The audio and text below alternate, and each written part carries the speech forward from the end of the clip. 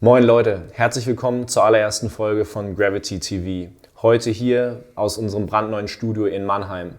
Gravity ist umgezogen und neu besetzt und ich bin umso glücklicher, dass ich heute einen ganz speziellen ersten Gast hier willkommen heißen darf.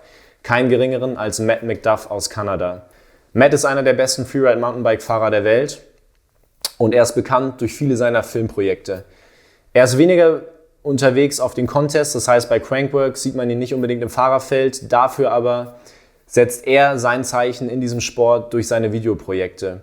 Eins dieser großen Projekte war sein Loop of Doom, den er 2016 in Südafrika gebaut hat und auch gefahren ist. Leider ist er dabei ziemlich schwer gestürzt und darüber werden wir uns auch gleich mit Matt nochmal unterhalten. Er hat seitdem wieder gelernt zu laufen im wahrsten Sinne des Wortes, hat eine irre Road to Recovery hingelegt und macht jetzt sogar wieder Double Backflips aus einem Open Loop, wie wir es auch vor kurzem mal gepostet haben. Und deshalb hat uns das zum Anlass gegeben, hey, warum nicht mit Matt ein Interview machen? Und ich habe mich dann mit Matt unterhalten und wir sind zusammen auf die Idee gekommen, wir sollten das vielleicht videobasiert machen, man nennt es vielleicht Podcast oder Video-Interview. Auf jeden Fall sind wir sehr froh, ihn hier jetzt gleich live im Studio begrüßen zu dürfen. Richtig zugeschaltet aus Kanada und ich würde sagen, ich zeige euch nochmal einen kleinen Clip von seinem Loop of Doom Crash und danach steigen wir ein im Interview. Bis gleich.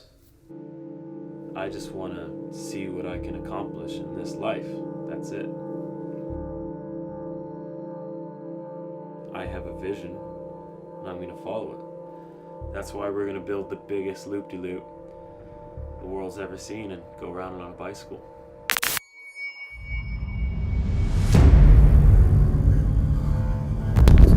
This is gonna be sick.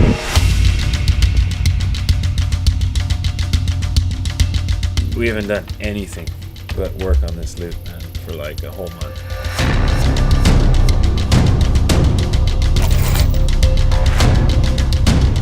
And everyone just underestimated it. We didn't know what we were getting into. I could not live the rest of my life fully without doing that first.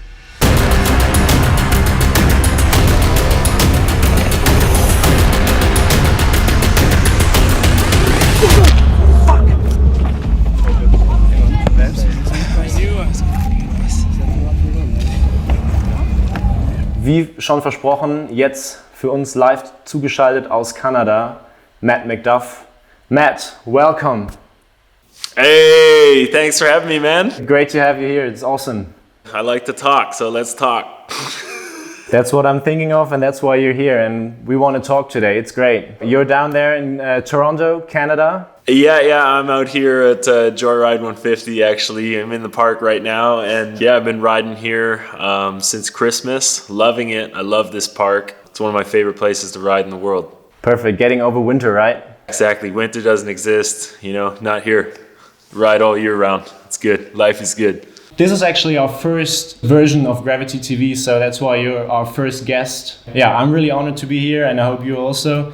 And let's get into it. So if I think of Matt MacDuff as a rider myself, I think of that crazy Canadian guy that shreds massive jumps, has a crazy bag of tricks, but who also has its roots in park and street riding, actually especially street riding. I mean, you're ripping through different cities brakeless on your mountain bike and that's pretty unique, man. Thank you for being the first guest. First of all, that's a huge honor. I'm stoked about that. And yeah, thanks for the recognition on the tricks. I grew up riding in the streets. I used to watch Crank 5, was my favorite movie, and all that mountain bike stuff that I saw, I just couldn't do it where I lived. So I was just using whatever I had, and that was skate parks and street. That's kind of where I grew up in, and your environment shapes you, and been totally shaped by my environment. So where exactly did you grow up then? About 30 minutes from here, actually. Super lucky, in Richmond Hill, Ontario, and life was good, man. We had a little forest, we dug jumps, had lots of street spots and lots of kids to ride with. Life was good. Man, that sounds really, really great. The dream suburban kid, shredding with his friends. It's definitely visible in your riding because it's pretty obvious that you have these super sick street skills, and that's what also kind of distinguishes you from a lot of other slopestyle riders, because I mean they have all like this dirt jump background, and I mean you ride dirt jump also like really, really awesome, but you have the street skills, which is really, really cool. Well, it takes a whole package for sure to be a professional rider, but yeah, you got to have your strengths, you know. I chose to focus mine in the streets. The first time like I really had you on my radar down here in Germany, which is some years ago, we all watched your project Breathe Easy, which is in my opinion a very amazing project, and I would love you just to shortly tell us what is the story to that. Wow, Project Breathe Easy. I'm so happy you asked about that. That was a pretty important time for me, man. I tried doing some competition, and I just wasn't really good at it. I didn't have the mental mindset to excel, you know, in that type of environment, but I still felt like I had a lot to give to the mountain bike community. You know, I still felt like I had all this bundled up creativity that I needed to get out. So I thought, oh man, like making a movie, that's a space where I could excel, you know? So then I started thinking about how I could make the coolest movie and how I could make it mean is the most to me. And then I met this awesome guy called Jason Leo, who's super crazy and had all this beautiful land with like the most incredible soil to build some jumps. And he had a machine, and he was like, come out here and you can build some jumps. And I was like, yeah. And then I got out there and I started building stuff, and it all kind of fell together. The building, expressing my creativity, and then, well, how was I going to showcase that? And I thought, a movie would be the best idea ever. And I had a lot of experience creating web videos. So I figured, you know, like, why not take it to the next level? So I contacted Nick Genovese from MindSpark. I told him I got this incredible stuff that I've been working on. We should get some riders out here and we should film it. We should make a film. And it was the perfect timing because MindSpark was hungry and they wanted more. They just weren't into making web edits. They wanted something bigger. So just like all of us got together, made a movie, and donated all the money to cystic fibrosis. It was beautiful. That's so great. Yeah, that's what I mean. Like, it's super special, this whole project, and it's a great movie. For everyone who doesn't know that movie, just go out and check out definitely Project Breathe Easy from Matt MacDuff and all the other guys. I will never forget your truck driver through the two trees. Like, it wouldn't even fit through the bike, and that's like, that was so gnarly. Project Breathe Easy. I will never forget coming to those two trees, and I was with Drew Bezanson, and we were talking about like where the jumps could go, and I was like, Drew, I'm gonna build a jump through these trees, and Drew was like, what are you talking about? We gotta chop them down, like we can't, you know what I mean? Like the space isn't big enough. And I was like, I got a vision, man. Yeah, went for it. That was the dream for sure. It's awesome, you know, when you kind of visualize stuff and then you work hard and then it comes to fruition, you know, it's good. Yeah, you're a master of visualization. I guess we'll talk about that later, definitely. But Project Breathe Easy is one of the big projects that at least like I think about if I think about Matt MacDuff, and then there's for sure the series of Pure Darkness, I guess, where a lot of people like also like recognize them. Those guys are really setting new heights to mountain bike. They're really like revolutionizing the whole game. And the Pure Darkness series, like, how did that come together? That was super cool. Well, I used to hang out a lot with Sam Reynolds, and shout out to Sam Reynolds. I love you to death. You're amazing. You're amazing. At the time, we were super tired of watching all the slow motion. We needed something more hardcore because we were pretty hardcore, you know? And we were like, man, like there's a bunch of pansies out here. We need to get mountain biking back to where it came from. We're gonna do it. And I was like, hell yes. And we'll start in the UK. Sam had some filmers lined up in some spots, and I just flew myself down to the UK, and we send it. We knew it. Like, I knew when I was coming to the UK that like I might die. But that was the mindset that we had during that. We didn't care, man. We were just like, let's send it. Let's do the best riding we can, you know? Let's the danger, throw it out the window. And that's, I don't know what it was, but I'm definitely not like that now. The mindset back then was crazy, man. We were crazy. And I watched those movies and I'm like, what the heck? Like, we were crazy, man. We were crazy back then. Still kind of crazy, but yeah, that was some of the best times of my life. doing that stuff. It was great. It was great because like everything that you had emotionally, any concerns for your personal well-being, you just had to throw it out the window and go for it, man. It was cool. Definitely what these videos kind of also represent. It's like it's super gnarly and super great. Yeah, it was beautiful, man. It was beautiful. Great time of my life. But the UK trip, that was like Pure Darkness 1, right? And the follow-ups. You changed location, didn't you guys? I mean, you went to South Africa, which also plays a big role in your life, I guess. Yeah, totally. And that was when things really shifted gears. Reynolds ran into this dude. His name's Ryan, and he kind of headed up things in South Africa for Monster Energy. He knew this farmer, and this farmer is just crazy guy, just super crazy, wanted to make the sickest bike park in the world. Ryan thought it'd be a cool idea if we went up there and shot something at his farm. So he like asked us for some measurements for some stuff to build. We gave him the measurements. Most of the time when you give people measurements, they don't really live up to your standards. You get there, you're like, well, I said this and it's not really this. So we were like, screw this. We're gonna give this guy like double the measurements. And he actually built it to the measurements, man. We got there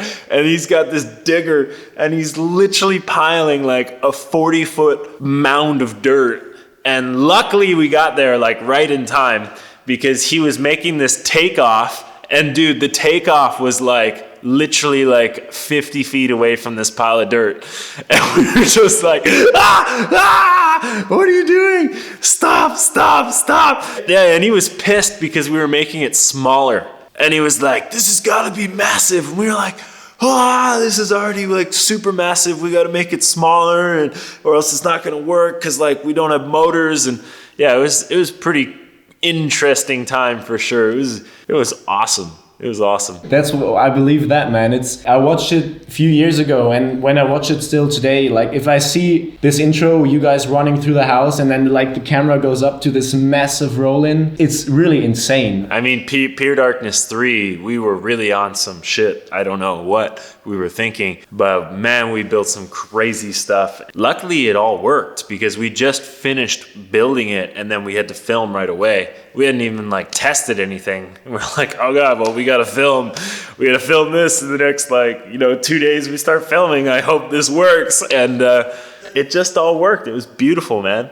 And for anyone interested, you should definitely check out the documentary on YouTube, and it will fill you in on all the beautiful details that you'd ever want to know about Pure Darkness. It was awesome time. That really sounds great, and it's these visuals, they're just like next level. Yeah, great. Down there in South Africa, that's the site where you also then, I guess it must have been like a few months later after Pure Darkness 3, you just like, damn, let's build the biggest loop-de-loop that is on earth. So dude, what? Yeah. Yeah, man. Well, like that guy was crazy who owned this farm.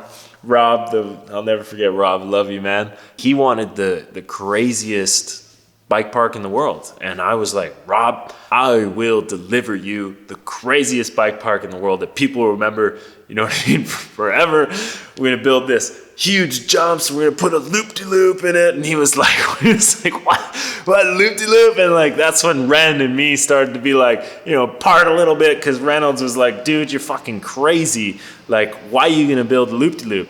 I just went for it. It was part of me and my heart. He was the only guy crazy enough to let me do it, and I didn't have the money to do it properly. And obviously sponsors don't want to sponsor someone to die. And the project was pretty progressive. So I had to work with him to, to squeeze lemons out of apples or whatever. I don't know what's the saying about lemons, but that's what I had to do. It is, I guess, also what most of people know you for, like people who are not as deep in the scene as maybe other people are. They know you for this crazy guy who just jumped that loop. It was your idea, but I mean, you had a great bunch of people down there helping you, just like realizing this dream you had of this massive loop, didn't you? Well, not the best team in the world. I had the best team possible for that. The best team in the world would have been a lot more people, but I had 4 of my best friends down there helped me with the project, and this amazing carpenter who lived out there who actually built the tower for Pure Darkness, Gunter. and some of his crew. It was good crew. Günther, sounds German. Yeah. He's from the Netherlands, I think. I'm not too sure. Yeah. He's German, or I can't recall. But super funny guy. He loves trance music.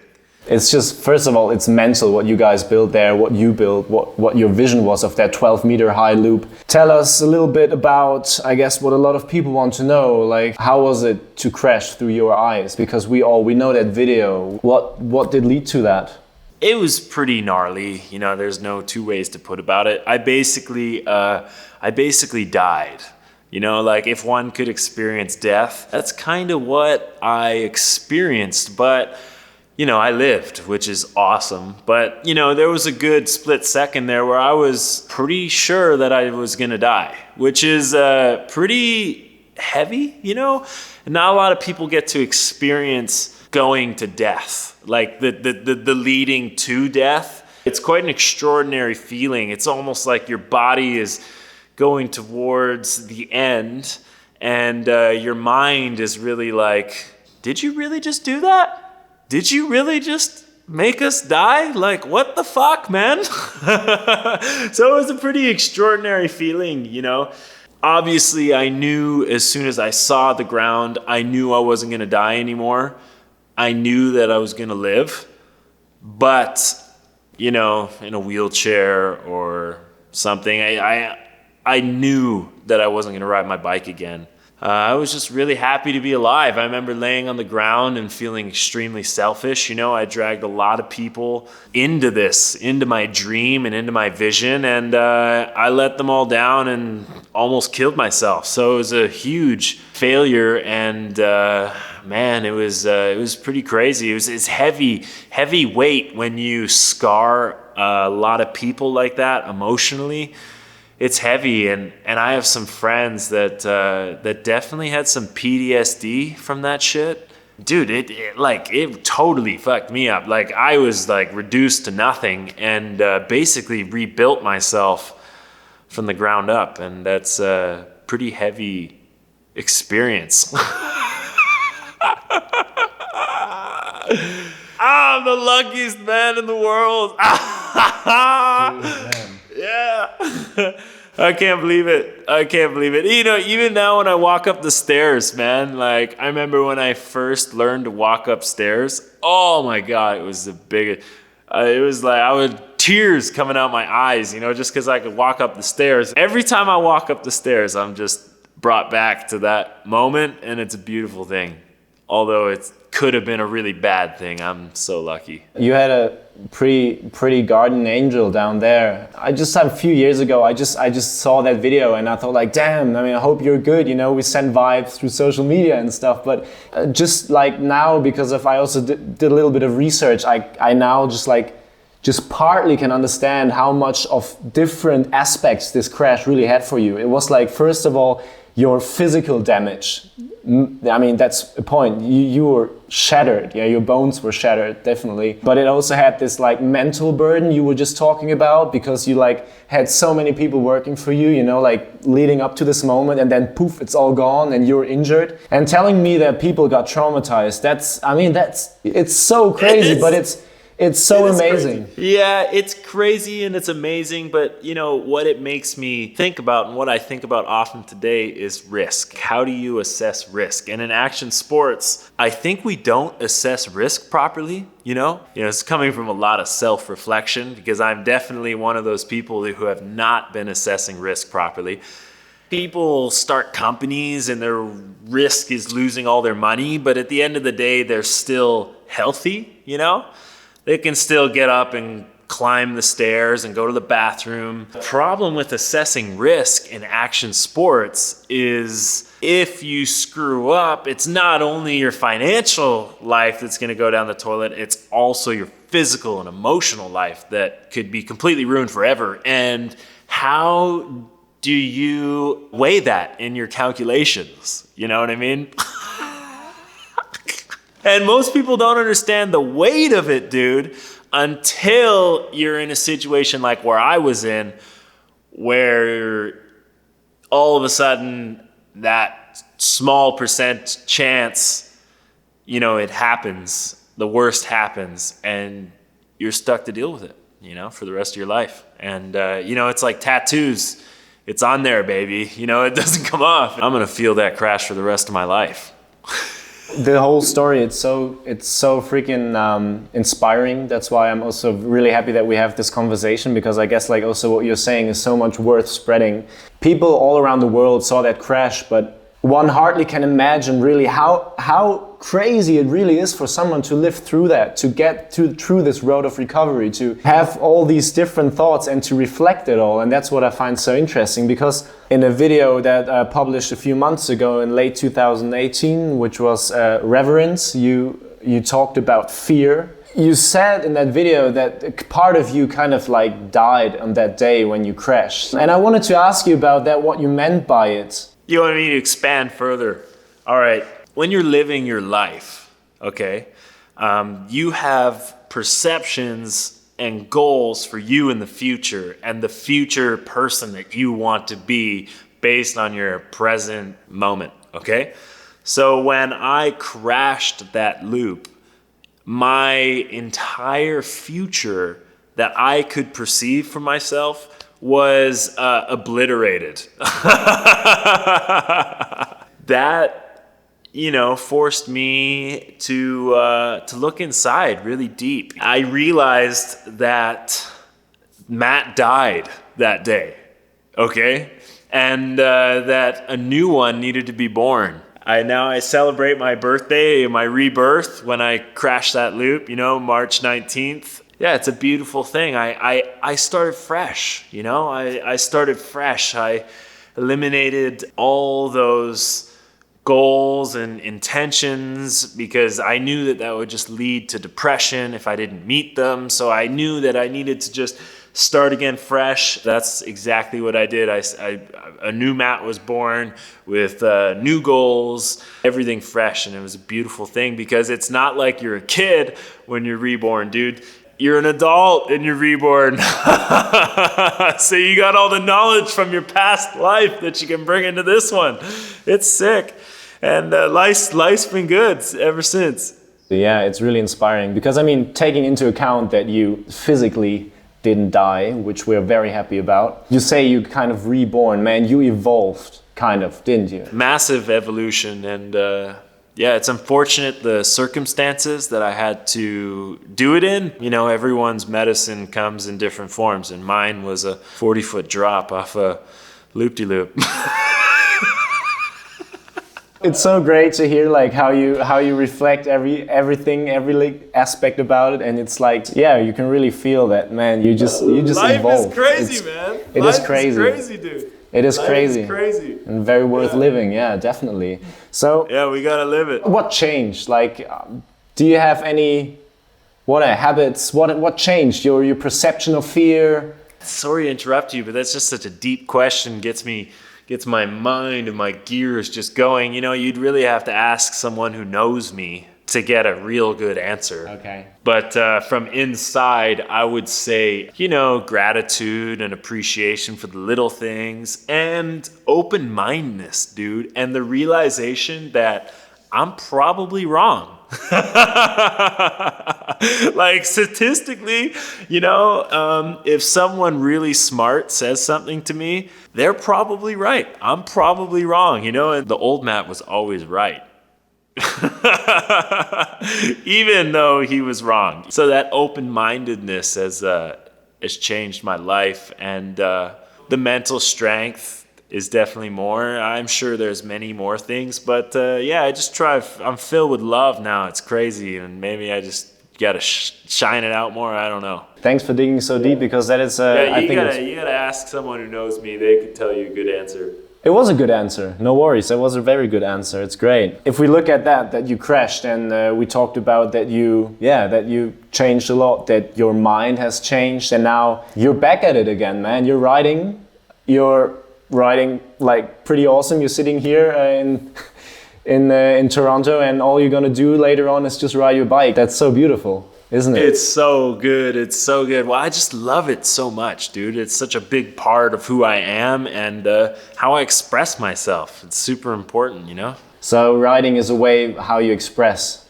Totally. Well, it's more than that. It's how I express my creativity and, it's movement with nature. I'm communicating to nature through my movement, and it's beautiful.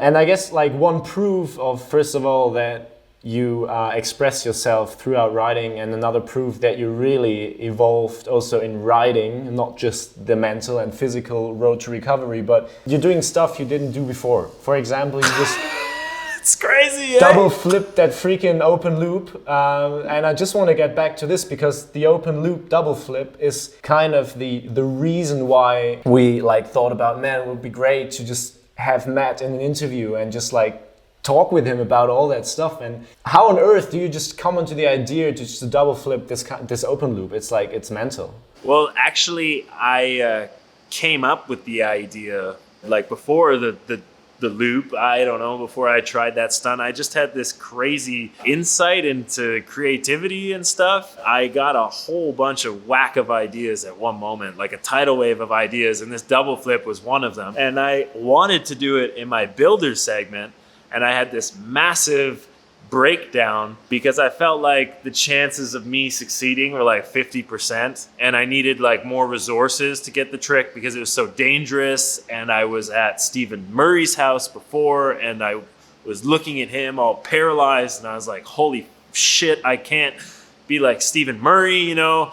If I'm gonna do this, there's a lot of risk involved, and I gotta take this extremely seriously. And then fast forward all these years, crashing the loop and being reborn and just taking things as small steps. I got my health back, and then the Claw came up to me and told me about this movie he was making. And I was like, dude, I got something for your movie that's gonna be so sick. And if you could just give me the right resources, I could totally win this. I would be really interested in it because it would put like the official stamp on my journey. You know what I mean? It would be like, this is over, like all the pain and suffering, you've come full circle, and now you can do shit that you couldn't even do before. So like, boom, like case closed, And that's why I was very, very interested in his movie. And I didn't care what the movie was going to look like or who was in it. It was just about me overcoming my personal, struggle that I couldn't overcome before. Amazing, dude. That's great. Yeah. Yeah, it is great. And thank you so much, man. Like to the Claw and Reverence and his brother Ryan and Ambrose. Like, you guys are incredible. Thank you so much for that opportunity. You really helped improve my life. Damn, that's what I call a shout out. It's crazy, yeah. Like you said, it just shows everything that is in your mind, all your whole journey, and then one of a sudden you're back at it. You're doing stuff you haven't done before. And I mean, for how much more could you ask? Yeah, it's great. It's so good. Yeah. And I ask that question all the time.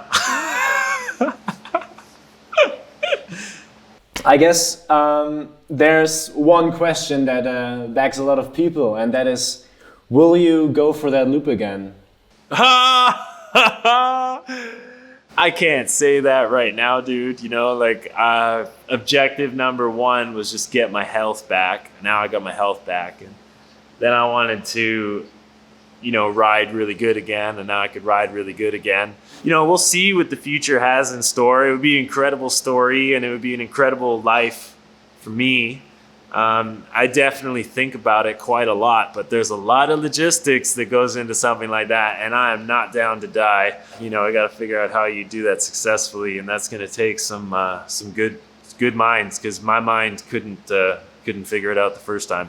Yeah, but it's try and error, right? But yeah, don't take anything, don't overpace it for sure. And like I've seen the whole structure, it burned down, didn't it, in the bushfire? Oh yeah, and nothing else burned down. The roll-in was still there, but the loop burned down, and actually a lot of little towns burnt down too. There was a lot of deaths with those wildfires. South Africa's in a really big trouble these days. It's not good what's going on down there. And I'm happy that loop burnt down. That loop wasn't right anyways. If I was gonna do it again, I would definitely make a second model version 2, you know, with some changes, that's for sure. I'm not saying, I mean, basically, I came up with the radiuses and stuff for that ramp, and I have no idea about engineering or physics or anything. I was just going off of the principles that I learned through reading about the original loopers in the early 1900s and my experiences with the smaller loop that I built in Nova Scotia. Definitely went a bit beyond my expertise. So if I was to do it again, I would be calling on some serious experts. But that takes some serious cash. And serious cash takes some serious belief. So, you know, I got to build that belief in me, and maybe someone will drop some cash. We'll see. You're on a great way. No matter where the journey will take you, definitely. I'm not stressing it, man. I'm just enjoying myself and living my new life. It's crazy. Every word you're saying, everything is there's so much depth to it. It's great. Oh, yeah, I'm man. happy that you like it, man. Yeah, I do. Okay, perfect. I would say just we'll stick with that. Great, thanks for being here, taking the time, and just telling the story out of your eyes, because we can see the story everywhere. A great part is still missing, and it's you talking about it. It's so great that we did that today. Yeah, you want to get it from the source for sure, and it's my pleasure, man. I love to talk about this stuff. It's healing for me to get it out. Yeah, I'm just super, super thankful for the opportunity, and I can't wait to go ride my bike later. I'm stoked. That's great that you can ride your bikes, and we just want to say thank you also from the whole Gravity team. Thanks for coming on. Yeah, so just maybe tell the people watching where they can find out more about you. Yeah, so check me out on Instagram for sure, Matt_MacDuff, MacDuff. Yeah, that's probably my main channel. I mean, Facebook's and yeah, YouTube. I started a little channel. You can check that out. I was gonna do some vlogging, but I think I'll put my energy elsewhere. But there'll still be some stuff on there for sure. Yeah, that's it. Sweet. Okay, perfect. Yeah, all I can say is just go on evolving, and thanks for being here with me talking, and perfect. Cheers. One love, man. Peace.